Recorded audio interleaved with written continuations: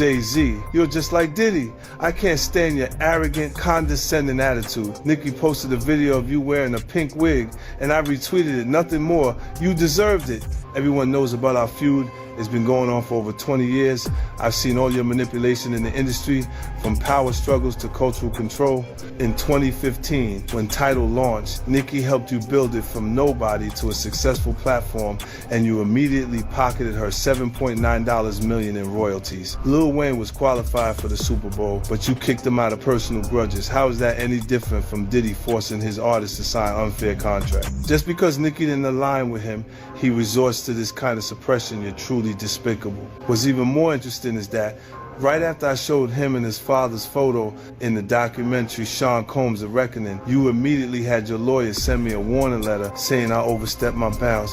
When you wrote the lyrics to exonerate Diddy back then, why didn't you think about today? You say the film is malicious slander, but why don't you dare sue me for defamation? Because all the evidence I have is true. I haven't finished reporting the witnesses in my documentary, and I haven't released all the Tidal profit sharing documents. If you know what's good for you, pay back what you owe Nicki with interest. Don't wait until I make Jay-Z Reckoning 2, by which time even Beyonce's PR team won't be able to save you. Jay goes, let's get it straight. Nobody's just afraid of 50 Cent. I want everyone to be clear. No one's scared of 50 Cent. At that point, his safe presentation, even the glasses, what the glasses represent? Intelligence, right? A nerd, maybe?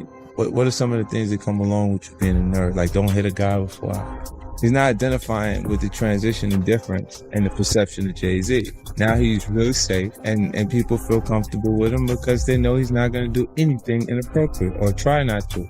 Meanwhile, when he's saying he's not afraid of 50 Cent, why would you have to make that clear when no one's ever asked me if I'm afraid of Jay? For decades, the tension between 50 Cent and Jay-Z existed in fragments, coded bars, subtle interviews, and industry whispers. This documentary shifts that tension from speculation to structure. Both figures ascended as builders of hip-hop power, but they did so through fundamentally different logics. One leaned into conflict, the other into consolidation. One disrupted systems, the other learned to operate within them. What unfolds isn't a personal feud, but a contrast in how power is created, sustained, and shielded. And if influence is strongest when it appears accidental, how much of this rivalry was ever about ego at all? Jay and Puffy is close, even though Jay's lawyer came out and said they're not. Because Jay-Z and Puff was given an assignment, and that was to destroy East Coast rap. And what I mean by that, and I know people gonna be like, yo, Gene is out of his mind and everything like that. Check this out, brother, is that New York rappers was getting 80 to 100, 800 to 1.2 million, or some larger than that, and sign with labels back then. And they was getting a lot of money to make albums and records. When they had guys down south that these labels was paying $250,000, $300,000 on record deals, and these guys was bringing back platinum albums and everything like that. So what they had to do was, they had to keep New York rappers down. That's one reason, other than the Irv Gotti shit that 50 was going through and the poison they was putting in about 50, he had to go elsewhere to California or with Jay and not with Dre and Eminem to get a deal. They did not want East Coast rappers to get big. They were suppressing all new artists that was coming out of New York. Jay and Diddy was doing that. That's why when I heard your story, because I knew this for a long time, but when I heard Dame Dash that Jay wouldn't sign off on nothing, Jay wouldn't do this and Jay would that, because he couldn't let a Cameron blow up. He couldn't let an East Coast rapper like Beanie Siegel blow up. Because him and Diddy was giving that deal, we gotta keep these East Coast rappers down. Because down south rappers, Cash Money, No Limit, Ludacris and them, they was taking little money and bringing back more money and making more money for them. So the record labels, I wouldn't say they was gonna lose off the East Coast rap. In the era of physical sales, album drops weren't artistic coincidences. They were calculated moves shaped by those who controlled radio, retail, and distribution. Through 50 Cent's lens, competition doesn't look like open battle, but like pressure applied through systems already owned by the same gatekeepers. When exposure itself determines survival, success begins to feel less organic and more engineered. If market control dictates outcomes, where does competition stop?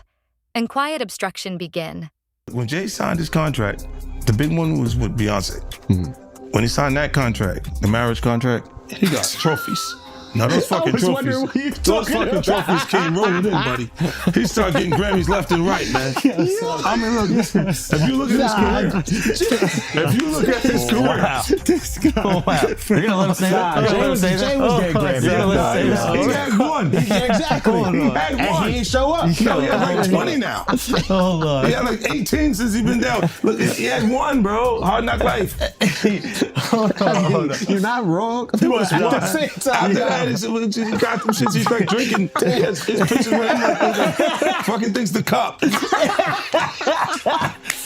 Wait a minute. So you're saying the success is derived from the marriage? Absolutely, he's been treated differently. The accolades. Because from he's the no marriage. longer viewed as what, like a street or gangster rapper. Now he's viewed as a businessman, entrepreneur, family man. And the biggest ones because of the position Beyonce's. Oh, wow. Right? You were connected to the biggest. Jay got it for the music. Jay got it for the music. I'm saying shit you didn't see. He deserved those. I'm sitting there, it was like this, like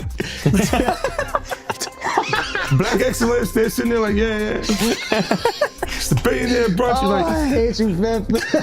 unaware of anything going on here. This is the one time I'm gonna be with you niggas this year.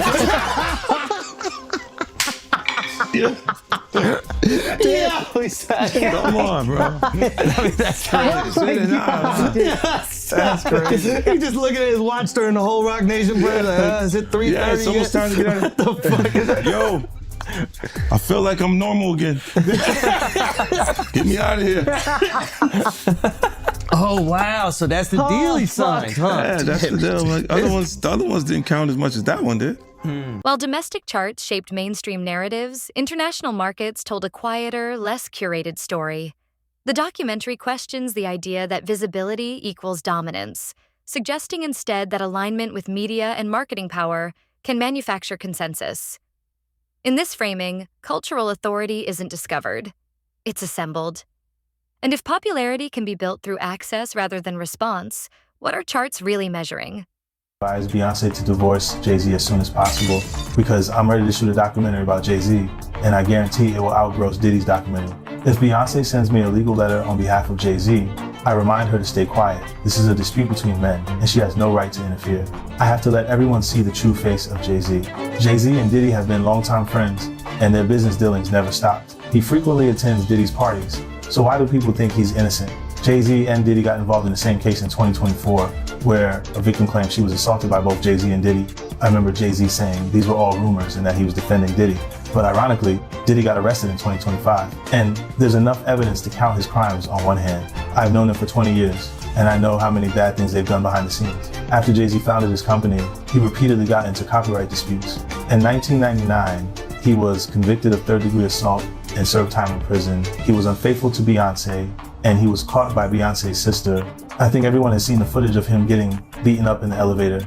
I've already gathered the evidence, and I'm going to give Jay-Z a surprise. Oh, yeah, before I forget this, we talked about Jay. Proximity to Diddy. You don't think he knew anything? He's seemingly around Diddy a lot. That was a real suburb question. Yeah, I know, right? Proximity. And the proximity. Proximity. That's the SAT hit parade word. I had to learn that. Do you think he fucking knew all of the shit that was going on? Yeah, that was like a... I don't want to incriminate myself. I know, but the way he said it... Like I said, no matter how you answer that shit, you snitching. yeah, exactly. That was a nice kind of. You asked the question like a fan. Hey, I grew up with white people, but the one thing I know is how to get a black guy in trouble. But here's a great question. Yo, just give him the Happy Meal before you ask him to snitch, bro. He said, damn, it wasn't even drinking. Speaking of, how the hell you pronounce Lechem? Lishimindewa. Okay. It's the King's Path. King's Path. Because I know Branson. That's the one I pronounce. Branson. That's the Branson lifestyle. You're gonna be outside. Biff, you're not worried that if you throw little and you don't throw out allegations, but like you kind of poke fun at them. You just ask questions. You're not worried that it comes back your way? Like people dig up your past and try to pull stuff up? I don't got that shit in my past. Everybody got a little bit. Not that it's real enough. I took a pill, but it was for me to perform better. For her to remember, buddy. I didn't fucking give her a drink so she forget what the fuck happened. What the fuck is going on here, bro? Yes, I took the drug. I gave me the fucking drug to perform. So she can remember and possibly love me for that. Did it work? What the fuck? Yo, bro, look, I'm doing pretty good. Like, doing pretty good. You know what I mean? Like, but I'm just saying, this is the opposite of normal shit that we're talking about, bro. That is why. Well, I don't know why it's so hard for people So just for to people to acknowledge feel weird like shit is you weird. would have something or you would have reserved energy. The Super Bowl controversy becomes a case study in how legitimacy is negotiated behind closed doors. Eminem's reported insistence on inclusion stood in contrast to hesitation from decision makers, exposing how alliances operate when exposure is absolute. Talent was never in question. Permission was. When one voice must authorize another to reach the world's biggest stage, who truly controls the gate? You all right? Do you need anything? None of the people that have vocalized that another man, and to me, again, that whole conversation's a bit feminine. But if you're gonna say some shit like that, you should have actually done something to help the problem. But I never got the call from Ray saying, do you need anything? And anyone else that I've ever given, paid a bill, paid their rent, paid their college, any dollar, not one person, and I don't want them to, because they know I'm all right. But not one person has called and said, yo, could I send you something to help? But I don't need the help. But if you're gonna talk about it, be about it. But to me, that's just a jab when you tell and promote a false narrative and say that I'm in such a bad place that another dude should help me. And that my tail's in between my legs to the extent, because of a lawsuit, that I would actually take that money. I'm a man. I don't want nobody to give me nothing but the opportunity to do what I gotta do. And I don't see no opportunity. I don't want to perform for the Super Bowl. I'm not all right with the NFL. I'm still mad it ain't no black owners. We went from kneeling to being happy when we could perform for them. That wasn't what I was about. I was about ownership of our own league and taking pride in that. I'm not a court jester for everybody else to get good ratings. I know what we're being used for, and I'm not cool with that. So it's a big deal is to jump on a stage for a bunch of white owners? No, that's embarrassing to me. It's a spectacle. They're laughing at us. Like being patted on the back by another culture is not how I judge my success. Only person that has the audacity to pat me on my back is my family. And they better, I'd be like, you better chill out. I don't want no pats on the back. I don't play that. I'm not in the patty pat club. On no level. I feel you. But speaking of the NFL, I know right now Nicki Minaj, she calling out Jay. And I know Colin Kaepernick's wife, she called out Jay saying that, Jay did her husband wrong. But I don't know. I don't know the backstory behind that, man. But I know it's going, viral right now on social media. But I do want to ask you, how do you feel about the NFL right now, in general? It's funny. She's cool with my wife, Rocky. 5 artists and collaborators consistently describe 50 Cent as visible and accessible, present within his circle. Jay-Z, by contrast, is often portrayed as distant, insulated, and calculated. These images reflect 2 leadership models: proximity versus mystique. One builds loyalty through presence, the other through elevation. In a culture rooted in shared struggle, which approach sustains influence? The one that stays close, or the one that rises above? you was doing it too. This is people that are looking on separation between their hardships or their the things that they got going on that would be issues, and what a celebrity's issues would be. Wait, what is that? They think all celebrities are doing the same thing. Yeah. Right, and when you see, if I wasn't saying anything, guess what? You could safely say that a person on the outskirts that is not involved in hip hop culture could think that everybody in hip hop culture is with that shit. So by you, you're good, bro. You're fucking good. Yeah. He's protecting hip hop. Yeah. If you don't speak out and make them the weirdos, then they're gonna think everybody's Every like single that. person is like that involved in hip hop culture. Makes you think, did Jay do it? Shut up. He's in trouble. We live in New York, bro. No. We live here. No, free Jay-Z. I'm just saying. Shout out Mufasa. We all gonna go and support. Yo, we can all see. You are crazy. That was the craziest thing. I literally. What's bro, the lady at Rock Nation? I gotta send her that. You don't feel like that happened the same day, bro. What's they came out the day before, the next day? I was eating Raisin Bran. Okay, I'm eating Raisin Bran. I got my daughter in my arm. I'm scrolling, right? I see somebody screenshot your shit is Jay and the whole family at the Mufasa fair, and then the comment is 50 Cent. Jay said they said I the 13-year-old. Let's go watch Mufasa. Everybody get dressed. We're going to see Mufasa right now. I just think it was a good look, like angling yourself as a family man. Yes. But they had to go to the premiere, that bro. was planned already. I'm pretty Bro. And I realized that later, but I'm just saying to you, I haven't seen him in a long time. That's all I'm saying. When I hadn't seen him in a long time, and then I heard this shit, and then I looked and I saw Mufasa, I said, whoa. That's all that fucking happened, bro. You think this is at my phone? This is my phone. This is happening at real time. I'm going, yo. He said, yo. You just gotta say everyone gets these jokes, bro. That's what you gotta say. Yeah, no. Rappers, listen, comedians are the new rappers, bro. That's why the do thing. people come to my page, bro? That's true. I know what I'm You saying. know what they say? That is true. Well, you don't think you're gonna have next? Yeah, this is what they said to me, buddy. Well, you're next, buddy. You're fucking, you're laughing at this. Jay-Z's partnership with Beyoncé represents a rare fusion of personal life and strategic expansion. Supporters frame it as a natural evolution. Critics argue it reinforced legitimacy and softened scrutiny at a crucial moment. Why? Because you don't got nothing. I don't have it. All right. There's no girls gonna come out. Why you sound Then, skeptical? Because I think there are some women Damn, that are Al. like. Yeah, No, I what's up think with there's this some guy? women that are like. This guy's supposed to be from Queens, bro. Let me cook. Fucked up experience. You kick him off the corner one time. No. What I'm saying is, I know a couple of exes that fucking throw me under the bus. You should let him have the corner. None of this would have happened if you let him have the corner. Would have been fine. You know, there's some like opportunists. They'll just throw out the fucking. But that's what I'm saying. So you had to have something. Look, if you already interacted with the person, right, and you hadn't had a bad experience, it would take more for them to say some of the shit that you see these people say. Right? Like, you go, what made you do? What made you? Even when we part ways, and because a lot of times when we interact with people, they're not just having fun for tonight. They think we're bleeding into this hardcore relationship that may not materialize. Right? So I see what you're saying, where they can look and go, well, look, you met the girl in 2003. You hung out with her. You had a good time after the show with 30 girls there. You just went and y'all hung out, right? And y'all just part ways, right? So there's no negative things between it, but she can look up at the TV now, and you've been a success since then.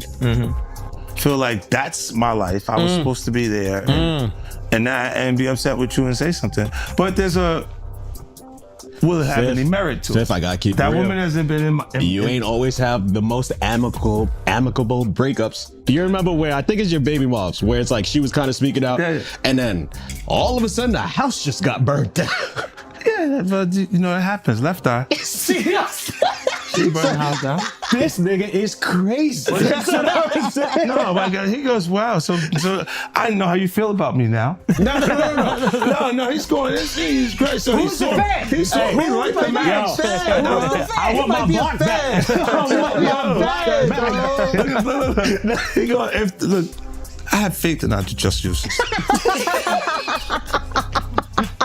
I'm I believe there would be consequences connected to those millionaire. behaviors and actions that this brother is talking about. Oh my goodness, man. Why is that a part of his thought process today while we're here having a good time? That's a good ass point. Look, you do have people that really, look, when you break up with them, they don't care about you anymore. Yeah. So they'll say things and you go, yeah, but it doesn't hold merit. It doesn't have any real. Yeah, of course. After all these years, That's and like, you don't see nothing. Yeah, like the girl that's just upset with you. She's just angry with you. She got you. And you go.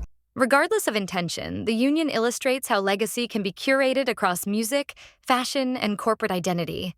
When love and branding move side by side, can the public ever truly separate one from the other? I thought the smartest thing Jay said in the statement was, if you really believe this happened, then press criminal charges. He said pull up. But I don't think that was. Tell me. Okay, look. Because of the statute of limitation, there is there is no criminal. So it's a so making a statement is to make people feel like. But apparently, if she's under 18, didn't you say it still could be criminal? He knows he's fed. He used to be a cop. So you turned him into a cop. He used to sell drugs and he became a police officer. Did you know that? How to rob. He listened to that glorified security. But you know what he would do? When they would arrest G Unit guys, he would be like, yes. And he was in the court. Every time.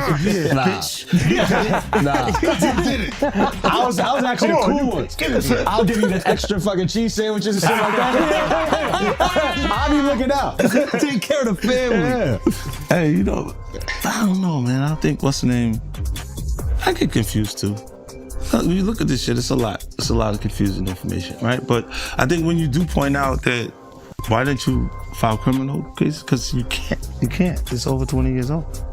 This was 2000, bro. No, but I think if it's a minor, when they're saying this is happening, I'm not even 50 Cent yet. Yeah. Oh wow. You see what I'm saying? Like this is that dates that far back. Yeah. So it's like it didn't even take place at that point. So I'm like. Within the documentary's broader scope, Diddy appears less as an isolated figure and more as part of a larger system of access. Influence here doesn't rely on commands, but on relationships, mentorships, and control over platforms. I'm saying, Sean Carter, you're a piece of shit.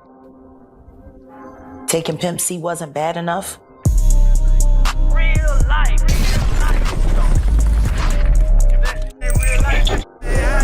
It ain't real life. Just say real life street stars. You know what time it is. So why does it all come to a head now? Why now? Why? Because he's the acceptable monster at this time. Like R. Kelly was the last time I sat on this couch. So who's next? Y'all don't see the lineup? Yeah, we see the lineup. I'm just waiting to see who's next. Jay-Z is setting Diddy up. Why is everyone having such a hard time? He ain't doing shit different. He lined up D. Haven, stole his life and identity. He lined up Big L, stole his life and identity. He lined up Dame Dash, stole his life, identity, and took his love. Lined up R. Kelly. He wants to be the one. Yeah, shout out D. Haven. He actually hit us up, wanted to tell this story. You need to talk to D. Haven. We need to talk to him. I told you that last year when I put you on the phone with him. You did. I want you to think about this. Allegedly, Sean Carter is responsible for enacting Hype Williams to put Aaliyah on a faulty plane to move her out the way as punishment for rejecting him, and so he could level up Beyonce, who was struggling. Let's just say allegedly that happened. Now I want you to think about 106th and Park with Mary J. Blige. Free, who is a victim of Sean Carter. Yeah. Mary J. Blige, who is a victim of Sean Combs, are sitting there talking about the death of Aaliyah amongst each other. Power operates relationally. maintained through favors, silence, and selective opportunity. If access flows through allegiance, how many careers are shaped long before the audience ever hears a record?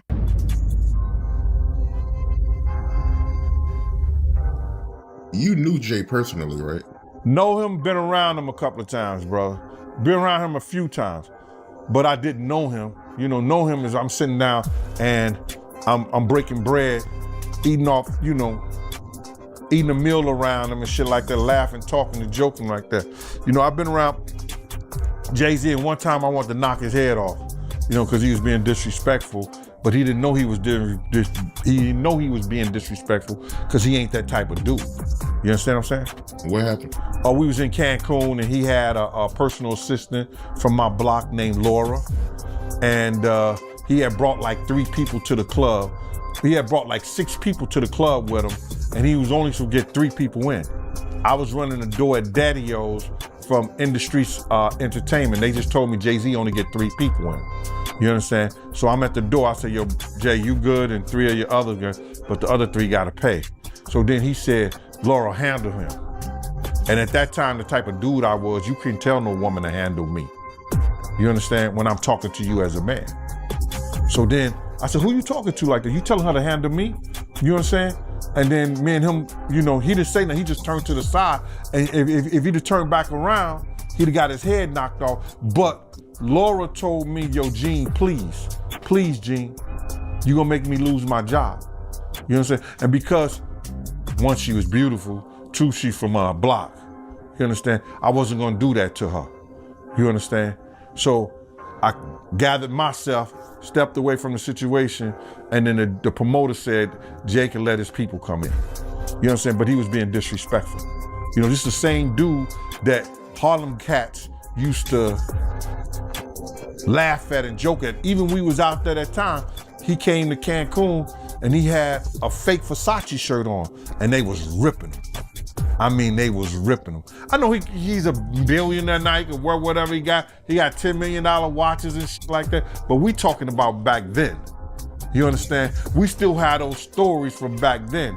And it's good that a brother could uplift himself. And that's why he's the type of person that he is, because he knew how guys used to treat him. That's why you could see him trying to sun people based on somebody who gets in that type of situation. You understand? This dude had the same cream deli silk shirt that I had. Now, cream deli cream shirts were fake printed Versace shirts. They were nice. You pay $45 for them, but you can't wear that around Harlem cats. You understand what I'm saying? Not if you in the rap industry. At that time, they used to have diamond testers. You understand? They'll roll up on the cat, and if your diamond don't beat, you understand? They'll talk about you. Snatch your chain off or whatever like that. So he had the fake cream deli cream shirt on, and they was roasting him. I think I seen him in a black t-shirt from that point on in Cancun the whole time he was there. Yo, let me just tell you something. When dudes from Harlem got something on you, bro, and they joking you, they at it. They gonna stop until somebody with some power or somebody with some money say, yo, give that dude a break. Give him a break. So Dame probably used to let him get him in a little bit, but then when Dame was like, yo, my man, let my man live. Let him live. They probably back up off of him or stuff like that. But they was joking, they was talking and stuff like that. And cause you just don't do that. You don't come to no major event with nothing fake or phony on. Not at all.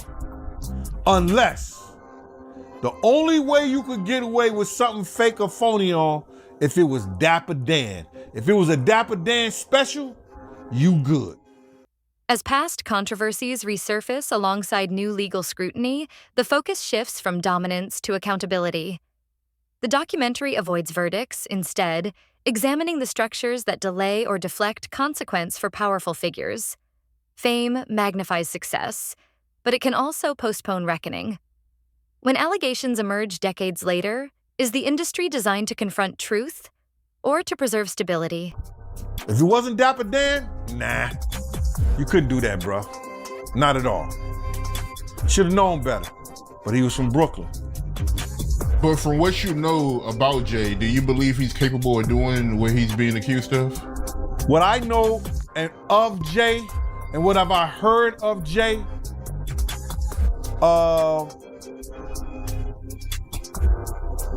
I want to say this to protect myself, that there's stories of Jay talking to underage girls. It was a girl from my block